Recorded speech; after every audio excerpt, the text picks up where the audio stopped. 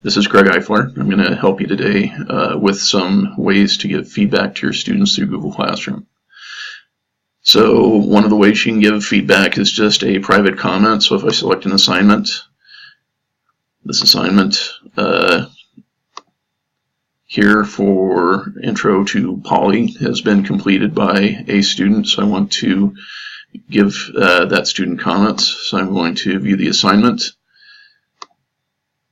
And so you can see that if I click on the assignment and under student work, there's a section for private comments down here. I have said, great job, and he would see that, only he would see that. Another way to give feedback on a different style of assignment.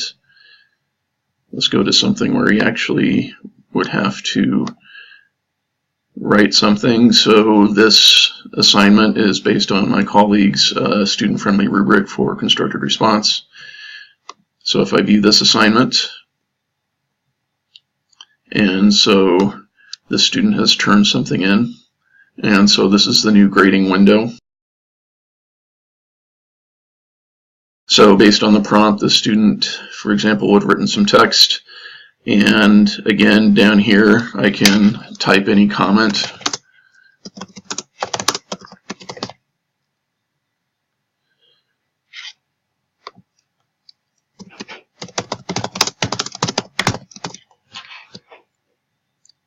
Just as a way of giving him some different feedback there.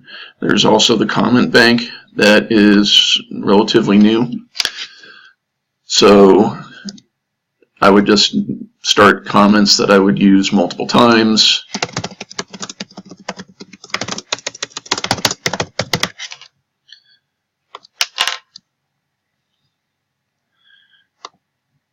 And so if I copy that to the clipboard, if I use my comment bank, I don't have to keep retyping things. I can just cut and paste, give them comments in the private comments, just in the document itself.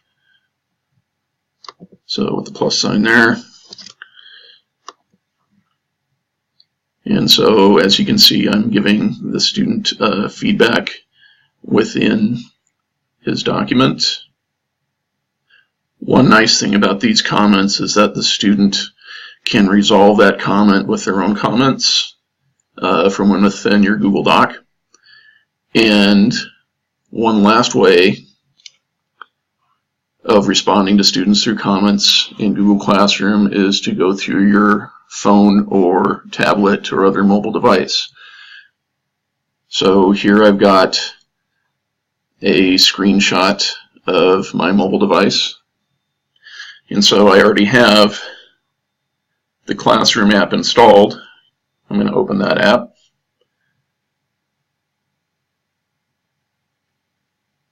And as you can see, I've already browsed previously to Arnold's work. Now the nice thing about this, and actually let me do something here. So I rotated my phone screen so you can see the document a little better. With my little editing function, I can actually, within this document, annotate and draw as opposed to what I had in the previous document. So if you're like me and you don't exactly like your trackpad, then you can do some highlighting. In this, you can highlight parts of the rubric that you think the student hit, which is one of the benefits of having a rubric attached to your Google document. But you can also use the pen and draw with your stylus or your finger directly on the document and give comments that way through annotation. So hopefully you can find some of that useful, and be sure to give feedback to your students and train them to respond.